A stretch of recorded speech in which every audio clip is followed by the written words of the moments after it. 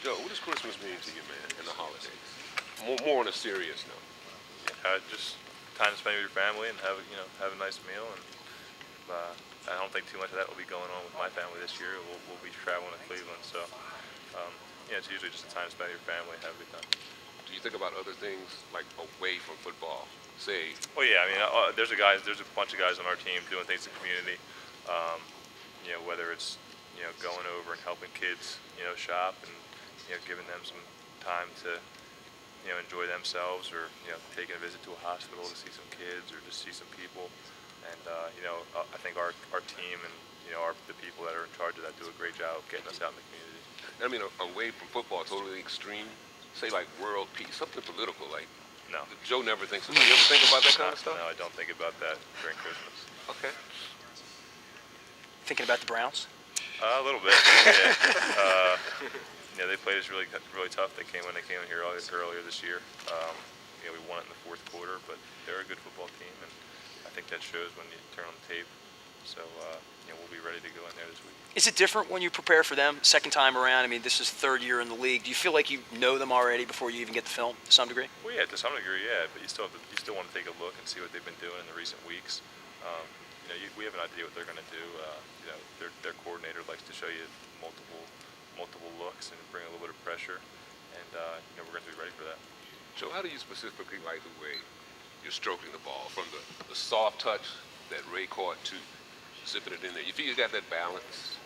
I think so. I think I had, on Sunday, I felt like I had pretty good control of the ball, and I felt that way for, all year. And, I think there's going to be some games where you don't have your,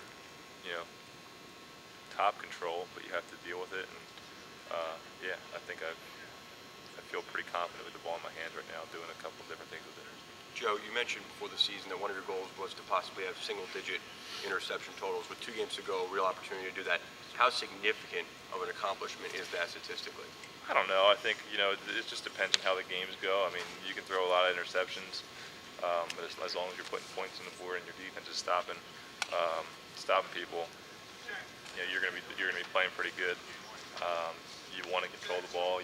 We want to be a control the ball offense and move the ball down the field. And whether it's a big play or scoring a long drive, we want to be able to do that. Yeah. And I think when you throw a little bit of interceptions, it gives you the best chance of doing that. Joe, this stadium, it's obviously going to be late December. The stadium is known for having pretty bad winds coming off Lake Erie as well. As a quarterback, how do you cut the ball through the wind if you need to, and do you feel like you can? Well, I think if anything, there's sometimes where you have to probably keep it lower than others. Honestly, I believe, sometimes it can be harder to throw the ball with the wind than against it, depending on how strong it is, just because, when you get the ball with the wind, you can throw it nice and easy into it, but, sometimes the ball just takes off and goes too far or gets dragged to the left or right too much. When you're throwing into the wind, I can feel pretty confident about maybe keeping the ball down a little bit and, not throwing the ball deep sometimes, maybe just throw more crossing stuff and stuff like that. Is that something you have to constantly monitor throughout the game? No, I don't really pay attention. Once the game gets going, I'm kind of zeroed in and not really worried about the win. Joe, Coach Harbaugh said he doesn't really believe that you're getting the benefit of the doubt as far as personal foul calls that other quarterbacks like Tom Brady and Peyton Manning may get. Would you agree with that?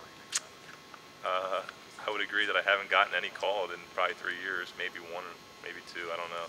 So you can look at it any way you want. I've definitely been hit there a couple of times and I don't get the calls, and that's all I'm worried about. I want to get the call so that it can put us in a good situation to score a touchdown. Or, I was mad on Sunday because I felt like, if they do call that, which they don't have to call it all the time, but if they do call that, it puts us first and goal again and gives us another chance to score a touchdown rather than kick a field goal. And that's what kind of gets to me. Have you watched the video of your outburst yet?